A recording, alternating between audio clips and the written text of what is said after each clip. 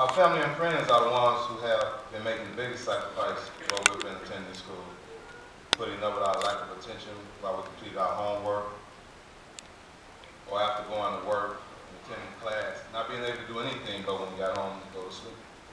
Yes, it is our family who has made the biggest sacrifice of all by supporting us in our endeavors. They did everything they could to help us. But the sacrifice that I ask of you now is to put up this speech. Because my writer's on strike in California. I don't know. A great novelist named Robin Cook said, "Education is more than a luxury. It is a responsibility that society owes itself.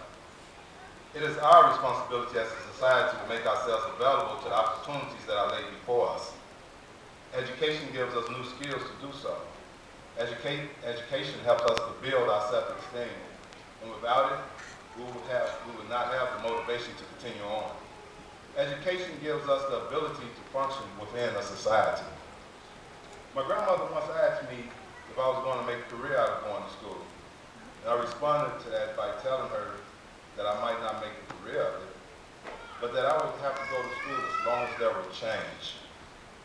Was it Heraclitus who said, "Everything flows, nothing stands still. Change is constant." To understand the concept of lifelong learning, we have to be open to new ideas.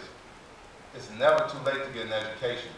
Myself, at 44 years young, I understand that quite well. Because of progress, we practically have to continue our education in one form or another to keep up with the changing technology in the world today. Because of employers' expectations, we have to continue to educate ourselves. To compete in the market today, employers need educated individuals with the willingness to learn new ideas. Without them individuals, the business will fail. Robert Maynard Huskins, who was once the president and chancellor of the University of Chicago, said that the objective of education is to prepare the young to educate themselves throughout their lives. We need not stop to ever educate ourselves. Because of employers' expectations and the way this world is progressing, more than this associates will suffice. Tonight is just the beginning. When I search job banks for management positions, most companies want someone to have a bachelor's degree just for an entry-level position. I remember when just a high school diploma was acceptable. At the age of 17, I dropped out of high school and joined the Marine Corps. A year later, I had to get my GED to be in a position to get promoted so that I could move ahead in my military career. Also, an associate's degree would not allow me the income to pay back these student loans I got. Tonight is just the beginning. One of the greatest things that I like about Robert Morris College is the diversity. We have every age group here, from recent high school graduates to grandparents. We have different culture and ethnic groups. We have different income levels. And all of this make for a balanced learning environment where everyone can share the same education. The career fairs that was offered made it possible for us to get ourselves in the marketplace by having a diverse group of companies that competed for our talents. And they know what Robert Morris puts out. And we know also that Robert Morris put out great food.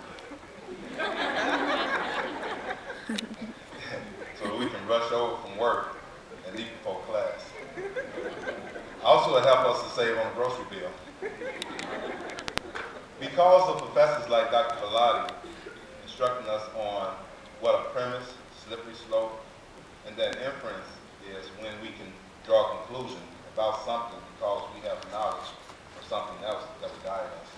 I now know that a well-rounded education will lead me in the direction of having self-worth about who I am and what I can do.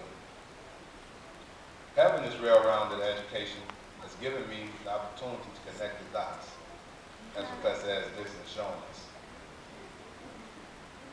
My experience here at Robert Morris has shown me how to relate everything that I'm learning here to what is going on around me. On the walls by the computer lab leading to the faculty office, there's a precedence list. And I want to present a challenge to each and every last one of you who will be continuing on with your education at Robert Morris College. I challenge you to break the record for the most names on the precedence list for a quarter. Y'all up for it? No. No, I'm not up for Because that. I'm taking advantage of what RMC has to offer me, my age, great education. And in the words of Professor Ed Dixon, did you get your money's worth?